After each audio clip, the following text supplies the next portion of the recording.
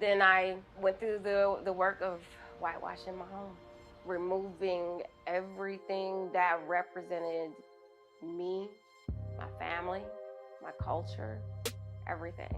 And then in a couple of days, I got the appraisal report back. I was right. The only thing bringing down the value of my home was me.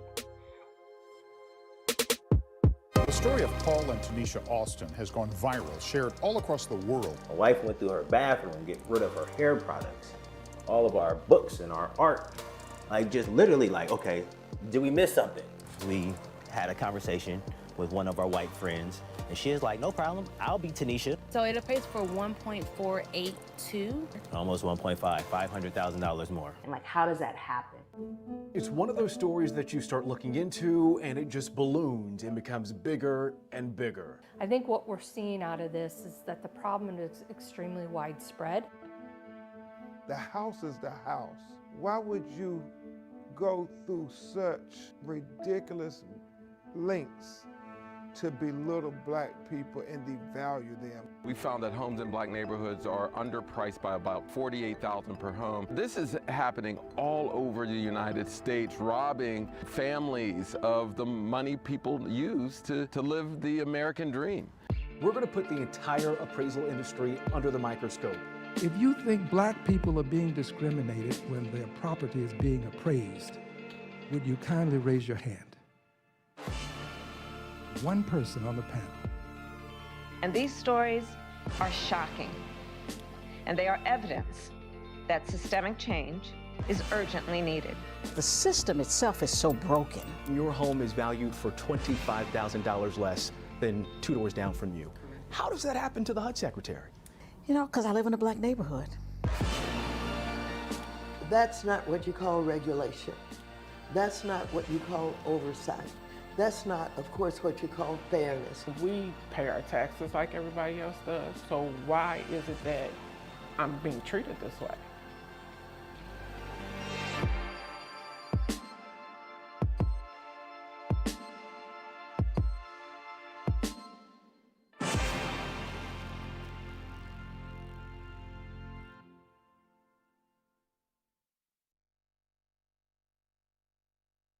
Welcome to the National Newspaper Publishers Association's Let It Be Known. As many know, Black and Latino families have had their homes appraised for up to $500,000 less than expected, and racial bias may play a significant factor. In fact, many say it does play a significant factor. According to an ABC-owned television station's data analysis of more than 50 million home loans, refinance applications in predominantly Black neighborhoods are nearly 5 times more likely to be underappraised than in white communities.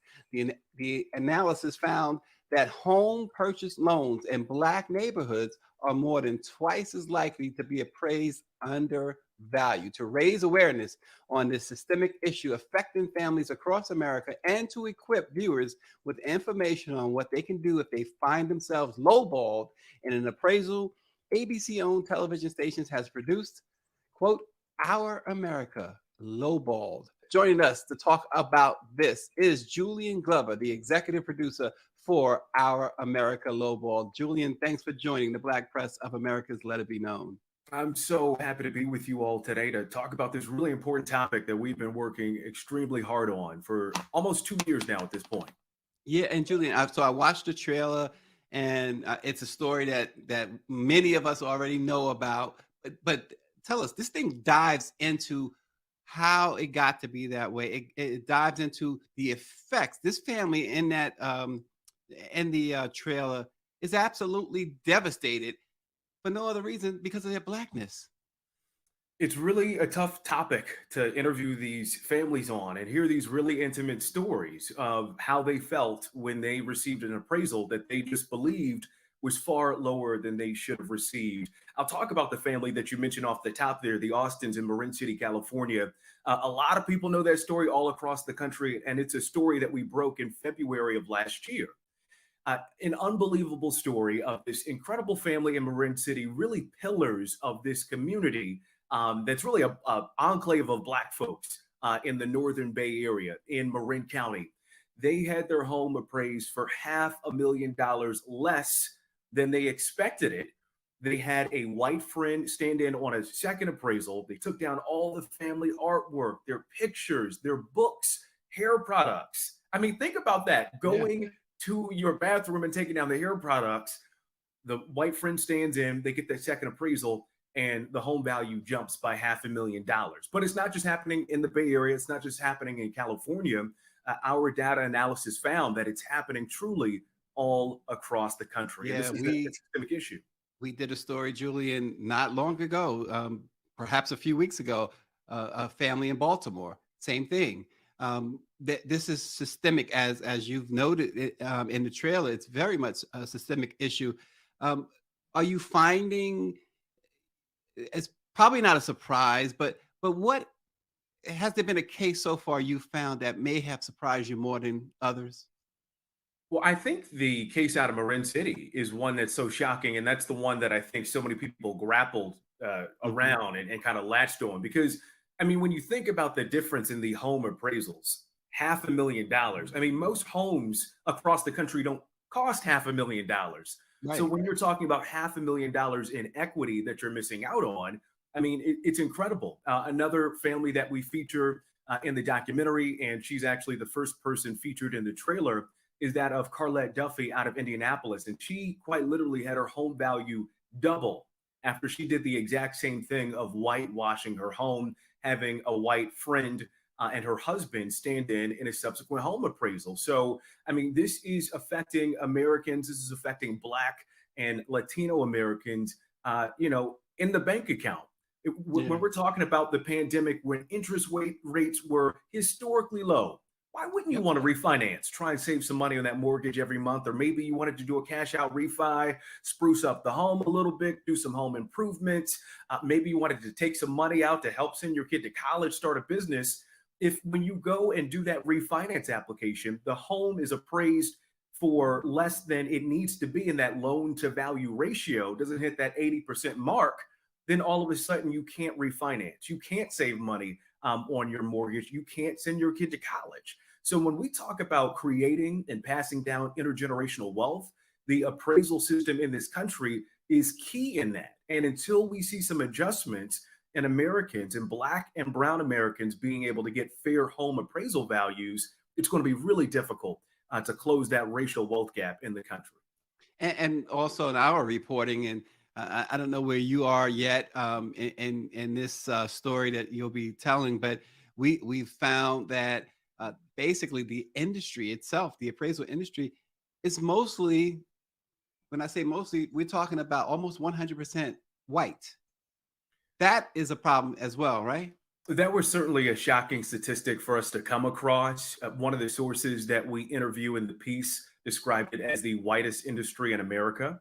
Wow. And this is a Black woman who's an appraiser. I mean, basically a unicorn, right? When you talk about this industry that is around 96% white and 70% male, this is quite literally often a profession that is passed down from father to son and so on and so forth, and has been throughout the generations for many years to come. And a part of the reason that there's, almost a gatekeeping, right, so to speak, when it comes to this industry is because currently, in order to get into it, you need over 1,000 hours of supervised training. And someone has to agree to take you on as an appraiser. In the documentary, you'll hear from that Black female appraiser that I mentioned, and she tells this incredible story of how it was so difficult for her to go out there and get a supervisory appraiser until she changed her name on her resume. Wow. From Jillian White to Jay White, and then all of a sudden the interviews, came. It was like the floodgates open, right? And she was getting interviews left, right, and center. But even when she showed up to the office to do the interviews in person, she says the supervisory appraiser, his demeanor completely changed. You're too qualified to do this job now. So again, one of the whitest industries in America that has essentially been passed down from generation to generation for years to come. And we talk about the solutions to try and change that around, to try and get more Black and brown folks in this industry that we just noted is so key to allowing Black and brown folks to create intergenerational wealth. We're talking with Julian Glover, the executive producer for Our America Lowballed. You'll be able to see this on the ABC television networks. Julian, when this was first brought to ABC, first of all, was it taken anywhere else? So you don't have to name the places, but what was it taken anywhere else? And was it how warmly was it initially received, if at all? Well, it's kind of an interesting way how this all came together. It all started with that first story that I'll be quite honest, I stumbled into in Marin City, California, February of last year. It started with that one story, and that story went viral. I mean, I had millions of views on that just like 15, 20-second clip of Paul Austin talking about how he took down all of those family photos, artwork, et cetera, whitewashed his home, and then had the home appraised for $500,000 more. After that thing went viral, I started hearing from families, of course, all across the Bay Area, but truly all across the country saying, I believe I've also been lowballed in an appraisal. What do I do? And that started a series of subsequent reports, hearing and telling the stories of families here in the Bay Area, but all across the country. And that's when, I essentially said, we got to do something more.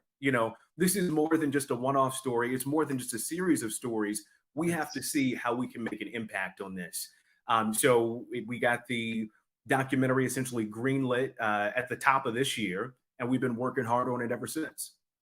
Yeah, at 2008, just to underscore how gut-wrenching this really is, a 2008 report from the Brookings Institution estimates that homes in predominantly Black neighborhoods are devalued by, get this, $156 billion with a B, $billion, an average of $48,000 per home. I mean, when you're putting this together and you see and you find that, Julian, what place does it put you as the producer here, as the executive producer? Where's your mindset at that point when you see that and the raw numbers? It's urgent.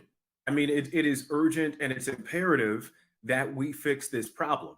Once you keep digging and finding out exactly how big of a problem this truly is one that keeps you up late at night, that you say, we got to keep working on this. We take this all the way to Washington.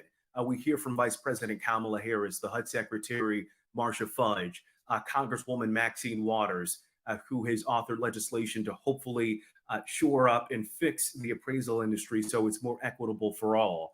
But when you think about, first of all, the racial home ownership gap in this country, white Americans, 74% of them own their own home. That number is only 44% for Black Americans, right? And when you think about, well, why is that? One of the things is when you don't have something to pass down to your future generations, to your kids and your grandkids, when they don't have that nest egg to be able to take money out of to maybe help them with the down payment, I mean, it's an entire trickle-down effect. And this is really dated back to our country for almost 100 years now with the advent of redlining, something that was sanctioned by federal, state, and local governments, restricting where Black folks could own homes and where they could. Yeah. Well, Julian, we should note that he is an Emmy winner and an Edward R. Murrow Award winner for excellence in reporting on issues of diversity, equity, and inclusion. Congratulations to all of that too. This sounds like a winner in itself, Lowballed. And Julian, when you think about impactful reporting and doing things of this nature, because this is it sounds very impactful, and you're saying the series is going to be you're going to continue because it's not enough just to do one and done, which is it's great to hear. As you go along, do you expect to learn any more, Julian? Because we think we know it all. That $156 billion really jumps out. But do you expect that as you go on, you're going to learn even more devastating facts? Well, what I want to know and what I want to learn at this point is what's going to be done about it. It's one thing to talk about it, but how are we going to fix this issue? So President Biden, the Biden-Harris administration, they took the bold step last year to create an interagency task force to come up with solutions. They released that report in March, and the Austins from Marin City, California, they were there as that report was released. They were there telling their stories to the HUD Secretary, to Vice President Kamala Harris. But that was in March, and here we are in October, and some concrete changes need to happen in order to stop these lowball appraisals and restore the equity in Black communities that they deserve. So that's what I'm looking forward to learning and continuing the reporting on as we talk about what can we do to fix this. Once some of those initial fixes are in place, are they actually having the impact that we need, again, to see that equity restored in Black communities? Yeah, and speaking of the fixes, and your reporting, Julian, I'm sure, well, I would imagine you, I should say it that way. I imagine you've spoken with lawmakers. I imagine you've spoken with a good number of people. What's on the table, and what you've seen, what you may have seen so far that's on the table, is it enough?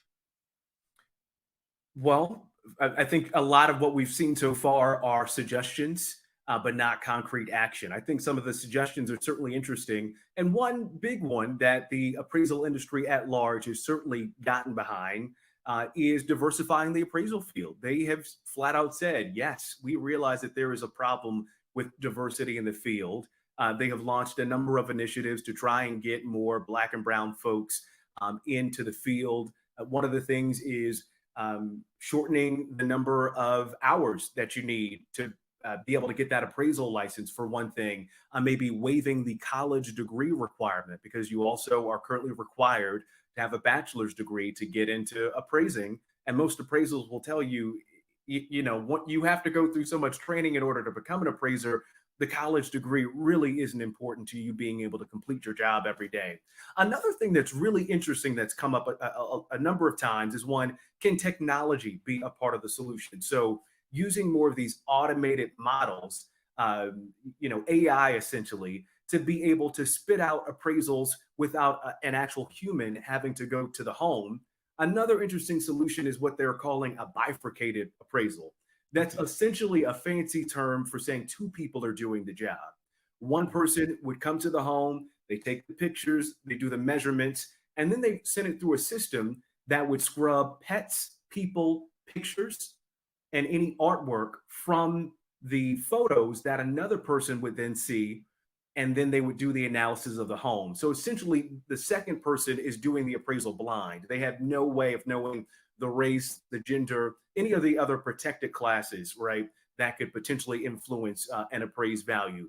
One really interesting thing, though, I'll tell you, that came up in our interview with Congresswoman Maxine Waters in the legislation that she has authored, is a clause that essentially says if an appraiser is found to have discriminated against a family, a homeowner, in that appraised value, they would potentially be on the hook for the difference in appraisals for that appraisal gap. Wow. So think about the Austin family in Marin City, California, That would for put an example, end to right? it. $500,000. That was the appraisal gap. So imagine the appraiser then being on the hook for $500,000. As she says, and you'll see in the documentary, like you just said as well, I think that would certainly get some folks in line. Yeah, it's almost like that argument about qualified immunity with police officers. You take that off the table, but and maybe we'll have some different outcomes there too. But we're talking about lowballed here. What's going on in the appraisal industry? How does one? First of all, is that an industry, Julian? Because people have to eat. They have to pay their bills. Is that an industry that someone can look for a family sustaining job? It certainly is. And it's been a really great paying job the last couple of years when the market was red hot during the pandemic, right? When lots of more folks were buying homes, people were staying in their homes. They said, instead of buying and going somewhere else, I want to renovate, right? So they were doing, and the interest rates were so low during the pandemic as well. So they were doing so many appraisals. It's obviously slowed down right now as the market cools off a bit and those interest rates continue to climb. But for a lot of people, this is a very nice profession. I mean, it can be a profession that is well into the six figures. And it certainly was that over the last couple of years, again, when the market was just so hot. And I'm sorry, Julian, I didn't mean to step on you. Go for it. But okay, given that and the lack of African American participation in that, is there an awareness that these, because we tend to focus on certain professions, but we don't necessarily talk about being appraisers, right? Is there an awareness that maybe a campaign that needs to happen? I certainly think so. And again, in talking about the solutions that folks in the appraisal industry have certainly gotten behind and was a part of the pledges that came forth from the Biden-Harris administration, it is more outreach to Black and Brown communities, trying to work on initiatives to be on the campuses of HBCUs, right? To let folks know this is a profession. And again, it can be a well-paying profession that you can get into. And we go back to what I said before. This has for so long, for several generations now, been a profession that's been passed down from father to son and so on and so forth. So we desperately need more women in the field, and we certainly need more people of color in the field too. And Julian, just so our audience will know, it's not something that you did alone. You looked at stats and you came up with these conclusions and maybe talked to a couple of families. You had a team that analyzed a whole lot of data, correct? Yeah, the ABC-owned television stations have an absolutely fabulous data journalism team. I mean, whip smart folks, and they are dedicated and seated in each of our newsrooms from the Bay Area to Los Angeles, New York City, Philadelphia, Chicago, and many of our other owned and operated station markets. And they crank through 50 million home mortgage refinance loan applications to be able to come to the conclusion that you mentioned at the top of the show here.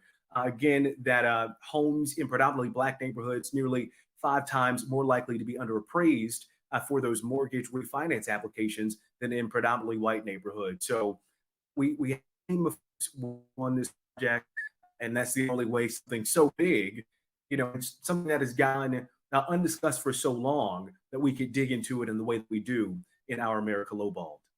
So, Julian, what happens when a family suspects they may think that they are being lowballed? What do they do? What's the steps they can take? So they do have options and they do have recourse. And before I walk through it right here, I want to give everyone a plug of where they can find it if they need to find it later. It's going to be lowballed.abc. That's lowballed.abc, and go to the more/about section. And we've actually compiled a step-by-step guide for folks to be able to take action if they believe they've been lowballed in a home appraisal. The first step is right after you get that appraisal that you believe is too low. Ask the lender for an ROV, a reconsideration of value. This is essentially you flagging to the lender saying, hey, I think there's something wrong with this appraisal. Can you take another look at it? The lender will then determine if they believe that there is enough there, right? If you have enough cause, and they can go a couple of different routes. They can kick it back. First they could flat out say, no, we don't believe that there is a problem with this appraisal. Secondly, they could kick it back to the appraiser and say, you need to take another look at this. The homeowner sent these comps in the neighborhood, and we believe that there might be something wrong, so take another look at it. That gives the appraiser a chance to reconsider the value, right? Reconsider that appraised value, and they can make adjustments to the form. And that could essentially be the end of it there. If you then get the refreshed appraisal back and you think it's all good, or they can hire a new appraiser altogether. And that's what happened. The homeowner. Well, the lender can go ahead and hire a new appraiser to come out. And that's what happens with the Austin and Marin City. They got a second appraiser, and that's when they whitewashed the home and the home value skyrocketed by $500,000. If you don't find recourse in that, and the reality is most folks, when they do ask for that reconsideration of value, they don't get it. They flat out don't get it. And that's when you need to take action by reaching out to your local fair housing, civil rights organizations. If you go to the National Fair Housing Alliance website, we link all of that on our website. You'll be able to get connected with local resources, people that can help you file state complaints. They can help you file federal complaints with HUD, the Department of Housing and Urban Development, and potentially they can even help you file lawsuits. That's certainly the case of the Austins and Marin City. And someone who might say, well, that sounds like a process, Julian. I don't have the time or the resources to do all that. What's your response? I will say you're not wrong. It is a process, and this can take months, potentially even years to receive resolution. But we have to talk about it. We have to file these complaints so it can be shown that this is truly affecting folks. If it's underreported, it's easy to brush it off and say, oh, well, we only received X amount of reports in this calendar year of appraisal discrimination. So this really can't be a systemic issue. But filing those complaints is so important. And that's why I would say reach out to your local fair housing civil rights organizations, because they can help you step by step, literally hold your hand, even complete the paperwork for you in some cases to make sure that you are given the recourse that you deserve. And so this is America, Our America Lowballed, Julian Glover. Julian, before we let you go, so this will debut, and you said there's several other episodes in the works. Do we expect that this will be? Has there been a commitment? Is what I'm asking, to continue this series, because it's so important, and it's you think about it. This has been going on forever. It could have been done years and years ago. It's being done now, which is important. Can we expect that this is a series that ABC has really gotten behind, and that it won't be a handful of episodes and then done? That's a great question. There's certainly a commitment to see this story through here at ABC News and the ABC-owned television stations. Again, Lowballed debuts on Hulu and all of our 24/7 streaming apps and platforms. It'll be airing on air, like you mentioned, the weekend of December 3rd and 4th. And that'll be an hour-long special. From there, we are already working on part 2. I don't want to say too much about that now, as that might compromise the investigation and where we are in the current stage of it. But there will certainly, excuse me, there will certainly be a part 2 with more to come. And we're going to continue to follow it every step of the way, and still until we get some resolution and see some solutions at the local, state, and federal level. Do you do any narration, Julian? That voice, just that narrator voice. Just when I'm anchoring the news, also at ABC 7 News. So if you're watching in the Bay Area, check us out. ABC 7 News. I'll be on Midday Live at 11 a.m. You got to check Julian out. Just if for no other reason, just to hear that narration type voice. You're one to talk, my friend. You're one to talk. Smooth yourself, brother. Smooth yourself. Listen, I can only go to bed, pray, and dream that I come up with a voice like that. That's for sure. You're too kind. You're too kind. Julian Glover, the executive producer for Our America Lowballed. You gotta check it out. This is such a vital story. We're so glad that you have teamed up with ABC Networks to do this. This is fantastic. Thanks so much for sharing this with the Black Press of America, Julian, and all the success on this. Thank you for joining us. Thank you so much for having me, and I hope to be back when we debut part 2. Hey, you're welcome. You're definitely welcome. All right. All right. Take care.